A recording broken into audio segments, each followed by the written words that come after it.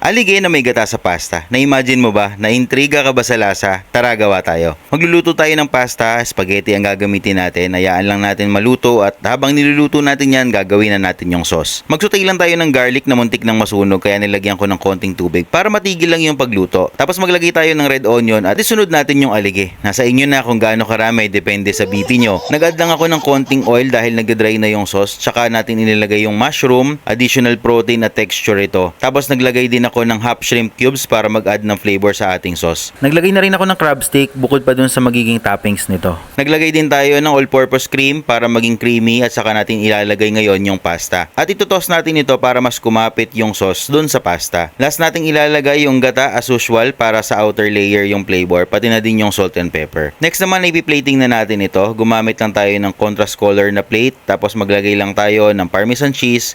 Yung pinaka-protein at meat natin ay crab stick para mas madaling mabili kapag ginamit na natin sa menu. Naglagay din ako ng salmon caviar para lang may additional element at color. At ayan na ang ating alige with gata pasta. Syempre ang hinihintay ng lahat, tikiman na.